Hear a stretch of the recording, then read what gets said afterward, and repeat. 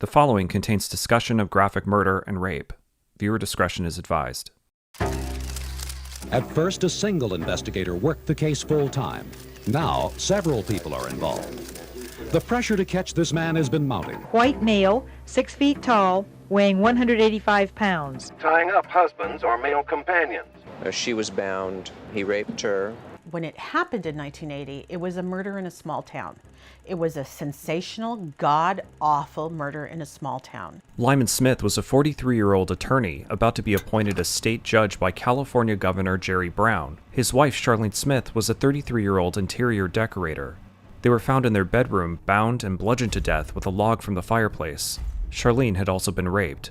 There was a lot of reason why you would think that someone they knew did this, and it had a lot of feeling and emotion behind it. Lyman Smith's daughter, Jennifer Carroll, had just graduated from high school. I didn't necessarily believe I would be next on his list, but I did have a fear that there could still be somebody out there, and that I knew that he watched and that he wasn't past catching up with prior victims. That was part of his MO, was to call people from the past or to be basically a terrorist.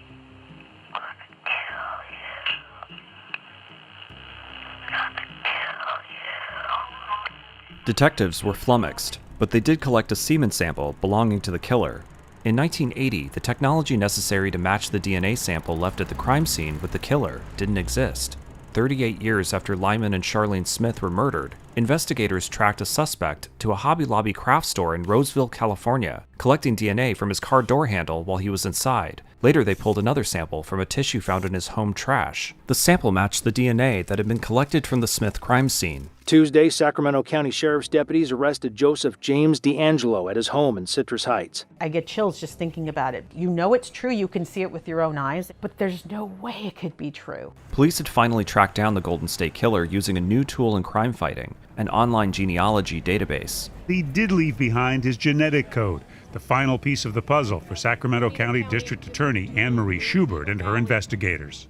I believe very strongly that it's the greatest tool ever given to law enforcement. The Golden State Killer's capture became a sensation in magazines, newspapers, books, podcasts, television shows, and an HBO series. But the methods used to catch DeAngelo also meant digging through the lives of a significant portion of his family tree. It's revealing the information of everyone else related to them, close or distantly.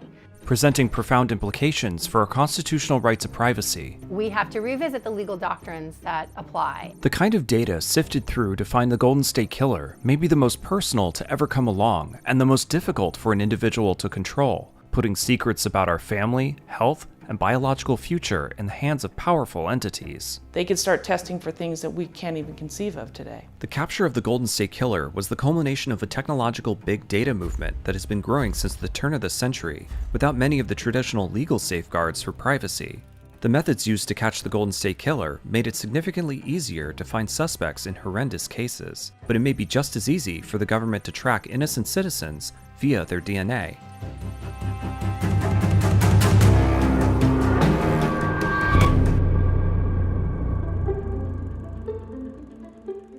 You know, it's 1980 and I was just 18 and I had graduated high school early, and I'm very grateful because the folks at Buena High let me come back and hang out there. Problem solving around that my dad had been murdered and Charlene had been murdered, but also just figuring out a way to insulate myself from the kind of madness that was going on. A small town double murder not only confounded investigators, but the entire Ventura, California community. But Jennifer Carroll felt supported by the people around her as years dragged on without any charges in the case. I've always had bells on my exterior doors so I could hear if somebody's coming or going. I've always slept with an Oakland A's mini bat, even though I'm also a Giants fan. But I had an Oakland A's mini bat, and then I've always kept a bottle of perfume by my bed. I would be willing to fight to the death to protect my home and myself before I would just give up and acquiesce. As leads in the Smith case went cold, a new tool in crime fighting was beginning to turn the criminal justice system upside down.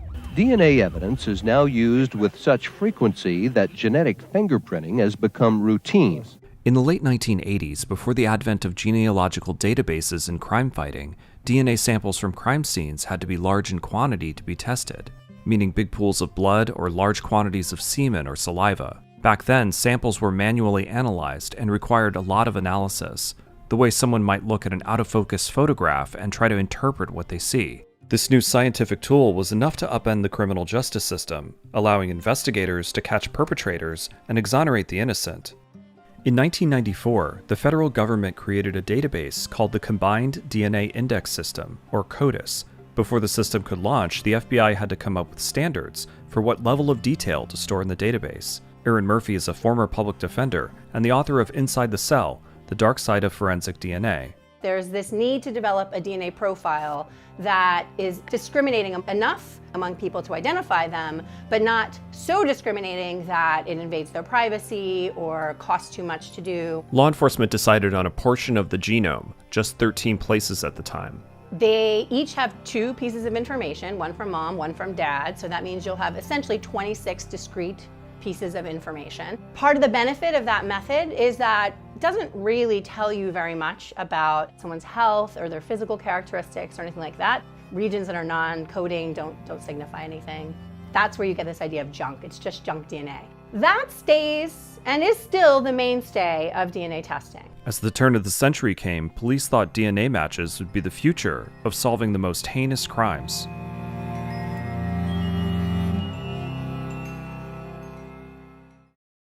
Investigators from counties up and down California were investigating what seemed to be rapes and murders contained to their own communities from the 1970s on, though there was some speculation that they could be connected. In 2000, my daughter was pretty young, new. She was about a year old. We were going back down to Ventura to visit old friends and show off the kid and that sort of thing. And I thought, I'm going to stop by the police department and just see if there's been any progress. It's been 20 years. Has there been something? And the man I went in to see, the officer that I saw, said, I think you need to sit down. Okay, that's a little condescending. And I said, yeah, probably not. And then he said, well, your dad's murder has been linked to a set of other murders in Southern California. We believe he's the victim of a serial killer. Yeah, I did need to sit down. Investigators couldn't find a match in the FBI's CODIS database, but they did find matches between a series of rapes and killings across Southern California. Then, an even bigger revelation. It was just a couple years later, I was driving here in the Bay Area and listening to KGO, and I heard them announce that a series of rapes in Northern California had been connected with murders in Southern California, and my intuition just said, I bet that's us. The killer's mayhem was more widespread than anyone had thought. Oh, hell yes, DNA connected all of them. And that, for me, was everything. To me, I almost felt like we had caught him without knowing who it was, but I knew when we got the person whose DNA matched, we were done. Police believe the same individual was responsible for at least 10 murders and 44 rapes up and down the state, and the total number grew from there. The revelation of a serial killer seemed like it was just a matter of time before police would find the suspect in a law enforcement database. Little did they know that it would be a completely different DNA database developed outside of law enforcement that would lead to the front steps of the killer. The eventual search would be so potentially shocking to the public that investigators would lie about what they did for years.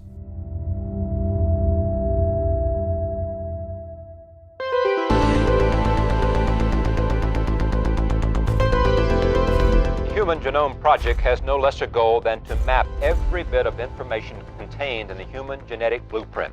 In 1990, the Human Genome Project promised to map the entire genetic makeup of the human body for $3 billion within 15 years. While the task had to be completed manually in the beginning, the project got ahead of its time horizon after the arrival of automated DNA sequencers. By 2001, there was a working draft of almost the entire genome. In coming years, doctors increasingly will be able to cure diseases like Alzheimer's, Parkinson's, diabetes, and cancer by attacking their genetic roots.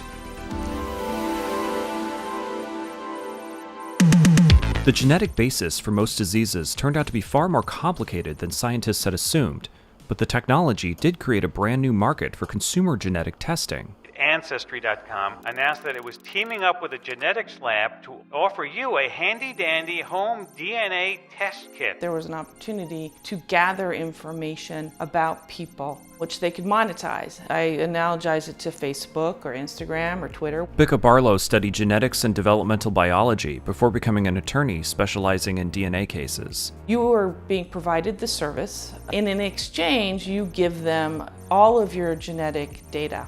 Advances in technology now make DNA testing affordable for anyone. Some call it genealogy to the extreme. It's DNA testing. New startups promise to let customers understand their familial roots in ways they never had before. I used a sperm donor to have my daughter. So DNA is a big part of our life.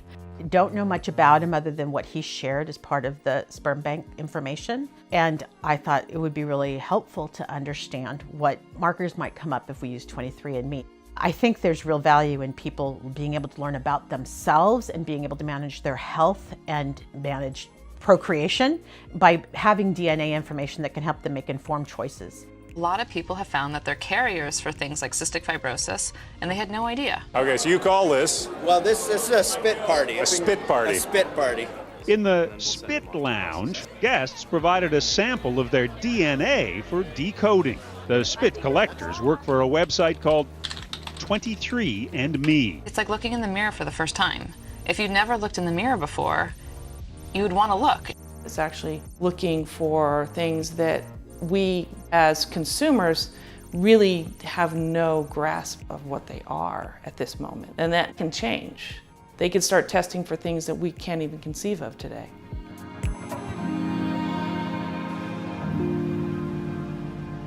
While the FBI's DNA database tested for a teeny tiny portion of the genome, these companies were testing for much more. It's a huge amount of genetic information. It's also a different kind of genetic information. It's not this junk, useless stuff. It's the key to all of these questions people want to answer through genomics. Companies like Ancestry, et cetera, use a method that's known as SNPs, single nucleotide polymorphism. And when they're looking at these SNPs, they're not looking at 13 places, 20 places. They're not looking at 1,000 of these SNPs. They're looking at hundreds of thousands, millions. Companies encouraged customers to compare their results online. The genealogy industry experienced a renaissance with conferences, community-run Facebook groups, podcasts, and YouTube how-tos. By 2018, 23andMe had collected the DNA of 10 million users.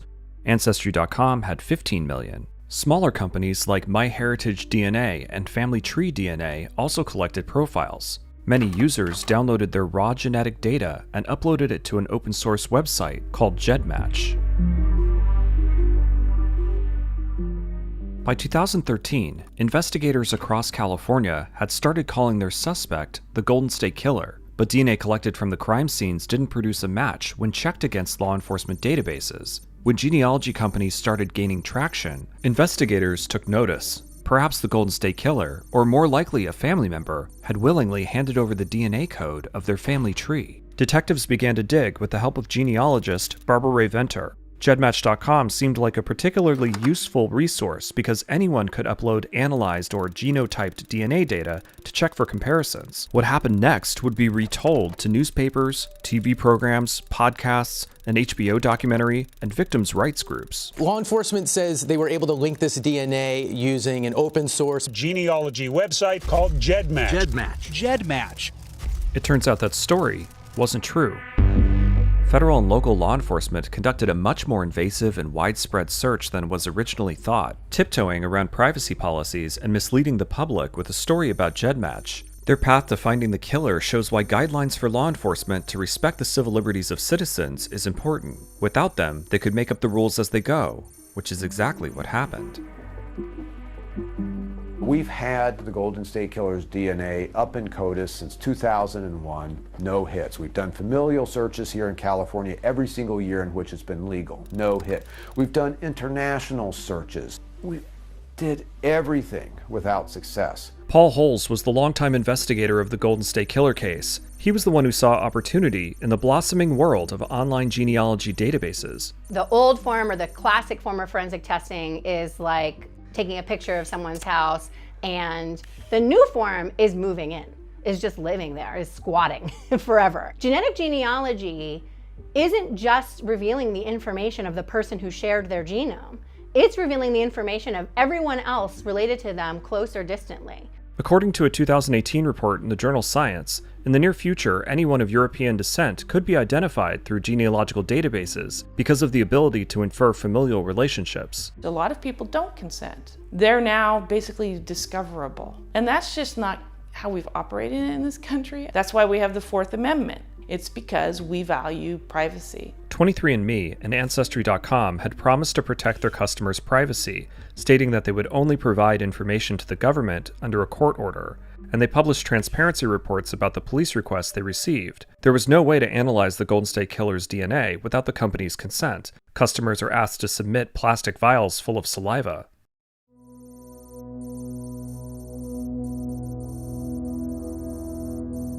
In February 2018, Barbara Ray Venter, the genealogist assisting the FBI, uploaded the killer's genetic data to an online DNA database, and that search gave her the names of a series of second cousins, filling out the family tree she was constructing and ultimately leading police to the killer. All the people who are in the Golden State Killer's family tree outside of that immediate family, they have no idea that was them. They were the one. It's their family tree that is now sitting on a hard drive somewhere in a computer in California, or their personal financial history records, et cetera, birth records, death records, marriage records, that are sitting in a folder labeled GSK investigation. Venter was able to narrow down the suspect to 6 people.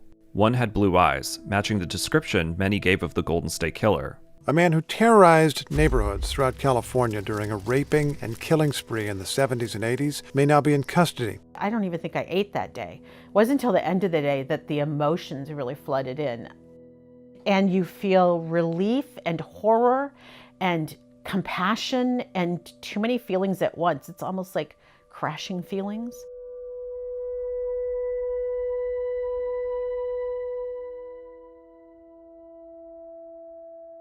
According to the Los Angeles Times, it was MyHeritage, a privately owned DNA database Ray Venter used, that provided the hit that would find the killer.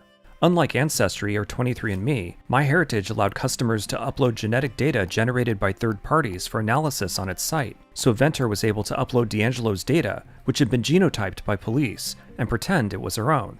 GEDmatch, a genealogy site being credited as the missing key. But investigators had claimed that Ray Venter had tracked down DeAngelo using GEDmatch, an open-source genealogy database, so why did they lie? The FBI told Sacramento investigators to keep the involvement of MyHeritage a secret, saying they needed to protect the names of confidential sources. Holz told the Los Angeles Times, "We were entirely confident that it would pass legal muster, but we understood that there could be a fallout in terms of public perception." The search of MyHeritage existed in a legal gray area, while the privacy policy assured users that their information would only be released if required by law. It also didn't account for a covert genealogical law enforcement search. The company didn't even know the search had happened until late 2020. Law enforcement's willingness to mislead the public afterward points to an uncertainty that the public will ever know all the details about these types of searches. According to the Times report, many different databases were used up until the MyHeritage hit, including YSearch, GEDmatch, and the private site Family Tree DNA, which willingly ignored their privacy policy so police could search their database without a warrant. Searching through multiple databases on their way to finding Joseph DeAngelo meant investigators may have come into contact with the lives of possibly thousands of innocent people, considering the mapping of family trees over a long period of time across multiple DNA databases. You're going through the lives of thousands of people to find your guy. Rifling through the lives of thousands of innocent people, people you know are not the perpetrator of the crime, is a pretty serious thing to encourage law enforcement to do. The methods used to catch DeAngelo invert the traditional approach to search and seizure as sanctioned by the Constitution. The idea is not that police are supposed to indiscriminately kind of rummage through the lives of citizens looking for crime. They're supposed to have probable cause, targeted suspicion to believe somebody is involved in criminal activity, and then from that suspicion, perhaps develop reason for arrest or prosecution. The FBI and local investigators have always maintained that what they were doing was within legal bounds. The arrest of the Golden State Killer led to an explosion in the use of genealogical databases as a crime-fighting tool. But the practice may violate the privacy of many individuals found along the way to finding a suspect. The arrest of the Golden State Killer was a triumph of justice, but it also emboldened investigators, and could easily be abused in the years to come. I've thought a lot about DNA because, of course, it was responsible for his arrest, and I had banked on it for years, decades, knowing that that's how we would catch the bad guy. At the same time, I feel like I straddle this ethical chasm because DNA is probably the only thing that if I choose to share, it is not just my privacy that I am giving up. I'm kind of regretting that I put my kid on 23andMe because now, based on what's happened, I kind of wish I had waited with her so she could make her own decisions about that. It's interesting because, yes, I've lived with DNA my whole life, not knowing what I'm getting or what I am getting.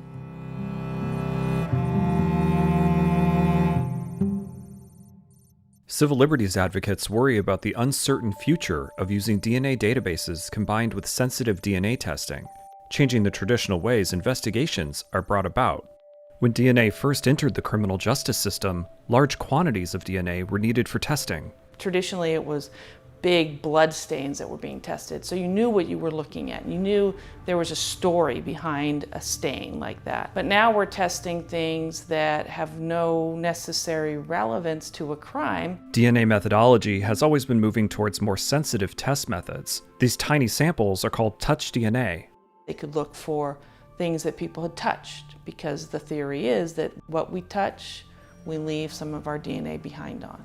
Humans shed DNA wherever they go, and at varying rates as well, meaning a killer's DNA may end up on the murder weapon, or they may never leave a trace. Conversely, an innocent person might have marginally come in contact with a murder weapon and shed a lot of DNA on it. You can get cells that belong to people who may not have ever even come in contact with that item. They might have come in contact with another person who came into contact with that item, or they might have walked by and sneezed near that item, but they never actually physically touched the item. Crime scene samples can often be mixtures of multiple people's DNA, making it hard to decipher. So the result of that is that there can be sort of so much information in the sample because it's so many different people's DNA that you can start to kind of see what you want to see. Similarly, a sample may be of such low quality and quantity that it may not be a full profile.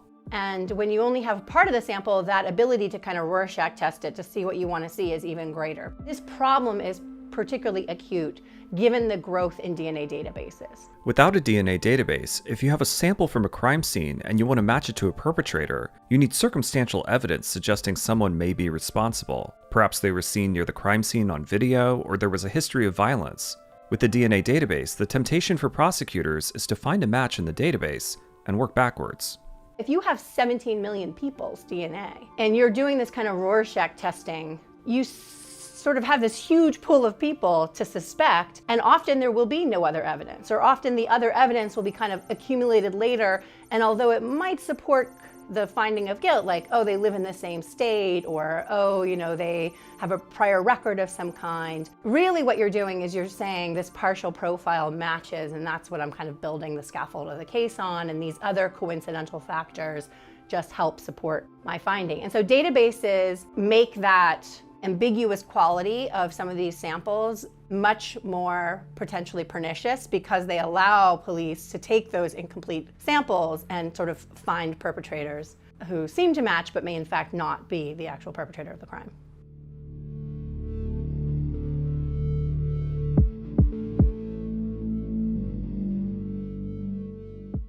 And we will all see the unbelievable capacity of humanity to be noble. This is a great day. Thank you very much. As the Human Genome Project was coming to a close, scientists worried about the possibilities of being able to quickly sequence genes. Today, in the wake of the Golden State Killer's capture, genealogical databases have also forced us to confront the possibilities of allowing the government to know so much about citizens' biological makeup without any guidelines. But the dark turn of DNA collection and databasing has already begun. While DNA can catch serial killers, it can also be used against citizens in horrific ways.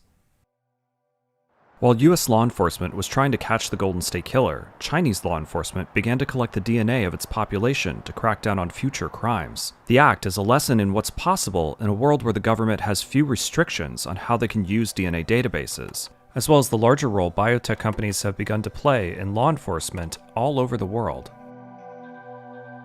In China, a group of minority Muslims called Uyghurs were targeted by police in the DNA dragnet. In the 1990s, after the Soviet Union fell, Uyghurs outside of China saw liberation in places like Uzbekistan and Kazakhstan, but Uyghurs in China's Xinjiang province did not. As Uyghurs in China began to protest, Beijing began to see them as a threat to statehood and met the resistance with violent retaliation. In recent years, the Uyghurs have been the victims of discrimination, and any protest has been swiftly crushed. Over the next 25 years, Chinese police took a proactive approach to controlling Uyghurs using technology. Uyghurs saw their lives become a living surveillance state full of cameras tracking their every move, police checkpoints and key cards that controlled where they could travel, software that monitored messages on their phones, and a grading system that determined how often they would receive visits from the police at home. Beijing also put Uyghurs in work and re-education camps and blamed the entire population for the acts of extremist terrorists. Today, it's not uncommon for Uyghurs to disappear without a word to family members. Some Uyghurs are never heard from again. Now with DNA, Chinese law enforcement has begun sorting Uyghurs and other minorities by their ethnicity under the guise of preventing future crimes. The information could help authorities dramatically tighten their control over Uyghurs' lives, excluding them from public education and healthcare, forcing them to live in ghettos, or sending them to internment camps based on their genetic makeup. In a world where DNA technology is rapidly revealing information about health, genealogical makeup, as well as information that leads to the capture of notorious criminals like the Golden State Killer, it's also giving us a world where authoritarian regimes can even more effectively succumb to horrific impulses. When you see it in terms of this constant surveillance thing that's around your head, then it's very powerful, because it tells you, we know everything you're doing, we know who you are, we kind of know what you're thinking. I type something on the internet, I have to worry who's reading this. I'm calling someone, I have to worry who's listening. All these issues, even if they're not real, even if it's not happening, you can feel how that makes this machine that controls people. Yves Monroe is a professor who studies human clinical genomics at the University of Leuven in Belgium. So we think that it's all law enforcement wanting more and more toys. In fact, when you look deeper, you see something much more complicated. After a terrorist attack in 2014, Chinese law enforcement began to use preemptive efforts in Xinjiang, an autonomous territory in northwest China populated by Uyghurs. What seemed to have happened is that in 2014, the Chinese government panicked, and then they went full force against the entire population to contain a potential terrorist threat that was really quite minor. Obviously, there was some separatist ideas, and there was a bit of Muslim radicalism, not more so than what we, for example, see in some parts of Europe. But they panicked and they said, we have to change this. According to the NGO Human Rights Watch, Xinjiang authorities collected fingerprints, iris scans, blood types, and DNA samples from all residents between the ages of 12 and 65. Biological samples, blood in particular, was collected in a way that was actually suitable for DNA profiling. The DNA profile seems to be on the lower end of places on the genome. However, these samples, they remain available. So as technology progresses, nothing prevents 5 years from now to rerunning all these biological samples, potentially with new technology. Chinese police bought equipment and had technology tailored for them by a US company named Thermo Fisher Scientific, one of the world's leading makers of DNA technology for law enforcement all over the world, including the United States. The Huaxa Platinum system tailored for Chinese police could effectively identify Chinese ethnic groups. Scientists from Thermo Fisher Scientific and the People's Public Security University of China, which works under Chinese law enforcement, talked about how successful the technology was in a 2016 scientific reports paper published by the Nature Research Journal, noting it was effective at investigating if a DNA sample belonged to someone of Han, Tibetan, or Uyghur descent. Every citizen knows, oh, my DNA is there. People are very concerned about defining ethnicity, so putting you in bins, saying you belong to this family, we don't like that family, this is now possible, telling you you're a real Uyghur, or you're halfway, or you're not. This DNA database can do that. In 2019, Thermo Fisher Scientific said it would stop selling DNA sequencers in Xinjiang after pressure built up over years from human rights groups and politicians. But the company's work with Chinese law enforcement extended beyond Xinjiang. A June 2020 report from the Australian Strategic Policy Institute detailed that since 2017, the company, along with dozens of Chinese companies, also helped China's Ministry of Public Security expand its DNA dragnet across China. Authorities collected saliva and blood samples from men and boys, who are thought to be most likely to commit the majority of crimes. And they're deploying this database across the entire country. So now they are just a couple years away from having a DNA database that would cover the entire male population of China. Chinese police have said citizens hand over their DNA voluntarily, but human rights groups have scoffed at the suggestion. Thermo Fisher Scientific did not respond to our interview request, but the Australian report estimates that the Chinese government has access to somewhere between 100 million and 140 million profiles, making it the largest DNA database in the world. It may seem like a fantasy for any country to entertain the idea of a universal DNA database of people on the scale of what's happening in China. But in a world where even just a portion of the population is available to law enforcement through the invasive testing done by genealogy companies, police could simply infer familial relationships, sending the United States barreling towards a future where everyone may be identifiable by the government, adding a pair of surveillance eyes to law enforcement's arsenal that go far beyond data collection of what you think, do, or say. It's a future where the government could expand their power to control human behavior, targeting people over perceived bad genes, going after genetically linked families deemed to be unfavorable by an administration, exposing secrets about health and family lineage. When privacy stops being a social norm, authoritarian power slowly creeps in.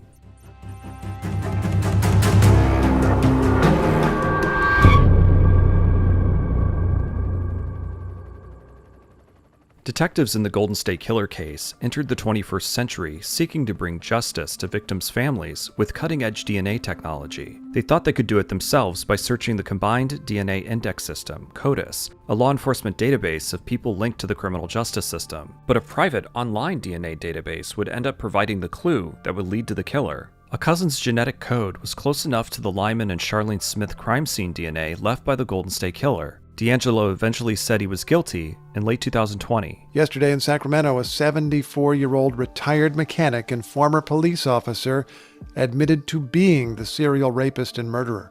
His name is Joseph DeAngelo Jr., and he pleaded guilty to 13 murders and rapes. The suspect became known as the Golden State Killer. The new method in crime fighting went on to be used to name suspects in dozens of other cold cases across the United States, ushering in a new technological leap that the law is still catching up with. There's been through our history moments in time where technology develops that just changes the way the world works so fundamentally that we have to revisit the legal doctrines that apply. And I think we're in one of those inflection points as regards technology. Year after year, scientists discover new details about DNA, sometimes in the most surprising ways. It's still an evolving technology that we don't really know what it holds, but we do have some indicia of what's there, and I think we have to say, is total genetic transparency by law enforcement really something we should tolerate in our society, even at the expense of not catching all crime or even stopping some of the most serious crime? Lawmakers could restrict the scope of searches so they aren't as intrusive. Some of the standards required for a sample's inclusion in the FBI's Combined DNA Index System may be a helpful path for the lack of genetic genealogy rules the U.S. has for law enforcement. So the rules and restrictions that govern the quality and type of samples that are allowed to be uploaded into the national database would be, in essence, applied to genetic genealogy in this way. You're not going to be able to do a genetic genealogy sample to find the witness of a crime as opposed to the actual perpetrator. You can't do it in a laboratory that isn't qualified and validated to do the kind of testing they're claiming they do. They should be limited to the most serious kinds of cases, and they should only be allowed to be engaged by qualified and trained personnel, and they should be limited to crime scene samples that were first tested and checked against the National Forensic Database. Basic common sense restrictions on how it's done. Big data has guided humanity into new, more efficient ways of living since the turn of the century, but it's also given us a world where law enforcement is that much closer to our daily habits, whereabouts, and at least when it comes to DNA, our genetic makeup. This big data movement, this technological moment in time, really requires rethinking these fundamental questions about how people and the police relate. We can't move through the world keeping ourselves from shedding DNA, and more importantly, we can't stop other people to whom we're related so distantly we may not even know them from making decisions about genetic transparency that are different from the ones that we would make. And so I think the law needs to come to recognize that the genome in its enduring quality, its infancy, we don't know exactly what the genome's secrets will tell us, that it's a different kind of piece of information that deserves better protection, both from the decision making of your relatives and also from prying police eyes. Maryland has a bill on the governor's desk that limits the use of genetic genealogy by police to serious crimes and requires police to ask a judge's permission before it begins a search. It may be a framework other states will look to. Joseph James DeAngelo was convicted of 13 murders and 50 rapes, and he'll spend the rest of his life in prison as a part of a plea agreement to avoid the death penalty. As a part of the agreement, he admitted to committing more rapes where the statute of limitations had run out.